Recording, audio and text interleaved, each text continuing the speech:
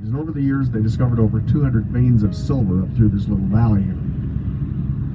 They've done a great job of preserving and restoring the Victorian architecture. 85% of the people in the community belong to the historic district. But the other thing that's notable here, if you look off to the left behind us, you can see a railroad trestle there. That's the Devil's Gate Viaduct. We're going up a 7% grade. The trains can only navigate about a 4 to 4.5% grade. So they ran the rails up the valley, along the stream as far as they could. It made a U-turn, went back the other direction on the side of the mountain we're on, then looped back over to the other side on that high trestle that's 300 feet above the river and the tracks below that loops over the top of, and then continue on up to the top. And it was quite an engineering feat. Well, in 1932, when the Colorado and Southern Railroad abandoned the line, they sold the trestle for scrap for $400.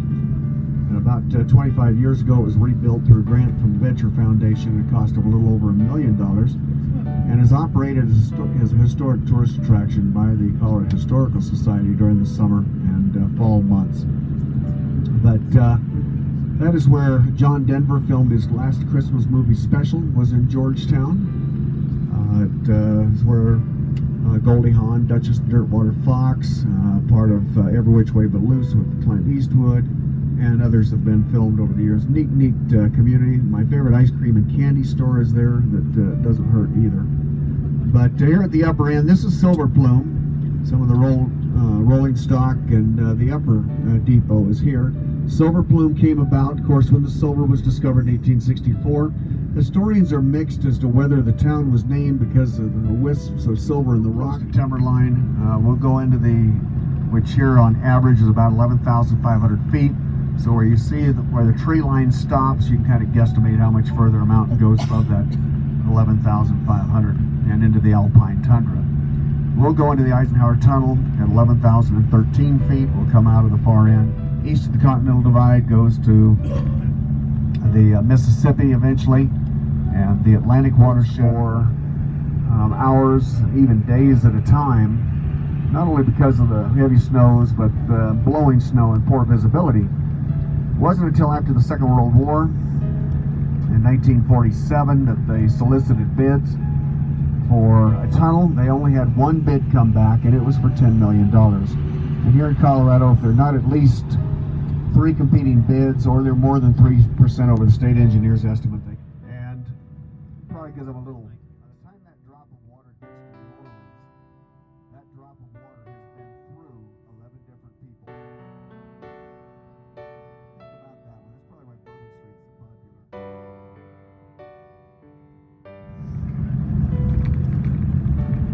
Another thing that kind of made Loveland Pass a little hazardous, if you look at the ski runs ahead of us to the left, those are actually avalanche chutes, and the Seven Sisters chutes there are just the first few of many going up over the pass. But just to the left, you can see snow machine going. This is the Loveland Valley ski area, and then when we come up around the corner up ahead, you'll see the Loveland Basin ski area up ahead, just before we go into the tunnel. We could go up over the top. In fact, if the roads are good, when I'm going to Keystone, it's a lot shorter and faster to go up over the pass at 12,000 feet. But I have this feeling it might be a little exciting for you going up over today.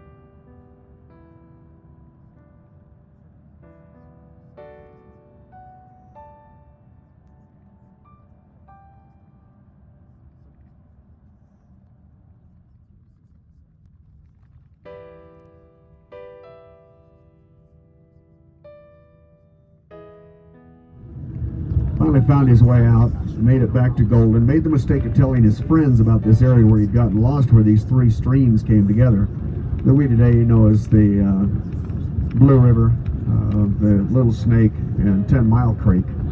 So when his friends came over here and started a community, they named the town after John Dillon, more as a manner of poking fun at him for having gotten lost over here than actually for honoring him. But when the dam was completed that backs up Dillon Reservoir, that collects water out of these three streams, in 1962 they had to move the community of Dillon from the bottom of the valley up to the edge of the valley to the east,